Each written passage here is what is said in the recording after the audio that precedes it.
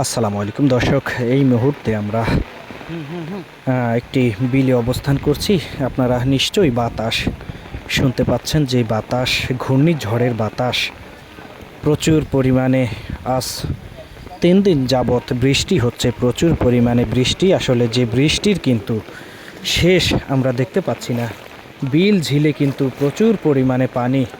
আসলে কোনটা রাত আর কোনটা দিন কিছুই কিন্তু বোঝা যাচ্ছে না। আর এর মধ্যেই কিন্তু আমরা একটি বিলে অবস্থান করছি। আর হ্যাঁ, এখানকার জেলেরা তারা মাছ শিকার করছেন। আসলে তীব্র বাতাস, আপনারা নিশ্চয়ই সেই বাতাসের আওয়াজ শুনতে পাচ্ছেন। আর আমরা যেহেতু একটি খোলা বিলে অবস্থান করছি, এর মধ্যেই কিন্তু প্রচুর পরিমাণে বাতাস। আসলে বলে বোঝাতে পারবো না কতটা রিস্ক নিয়ে আমরা আসলে ভিডিও করছি। আর চার্জ নেই, বিদ্যুৎ 3 দিন যাবৎ কিন্তু কোনো বিদ্যুৎ নেই, যার কারণে কিন্তু আপনাদেরকে আমরা আপডেট দিতে পাচ্ছি না।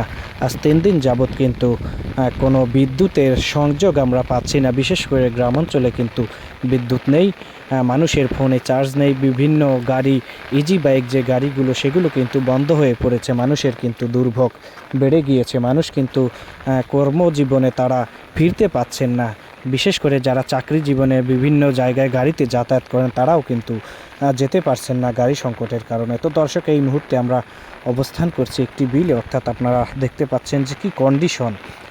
প্রচুর পরিমাণে বৃষ্টি, আর এর মধ্যেই কিন্তু যেমন বাতাসের গতিবেগ। আসলে আমরা মাথায় ছাতা নিয়ে ভিডিওর কাজ করছি আপনাদের মাঝে। আর বুঝতেই পারছেন ঝোড়ো বাতাসের মধ্যে কি পরিমাণ বাতাসের ক্ষিপ্রতা বা গতি, এর মধ্যেই কিন্তু আমরা কতটা রিস্ক নিয়ে আপনাদের মাঝে ভিডিও করছি। বা যে বিলের মধ্যে আমরা এখন অবস্থান করছি, সেখানে কিন্তু মানুষ তারা তাদের মনে না আনন্দে তারা মাছ শিকার করছেন।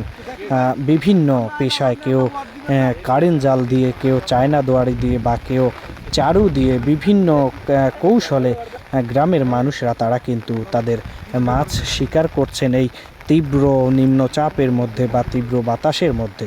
তো এই ছিল নিম্নচাপের সবশেষ আপডেট।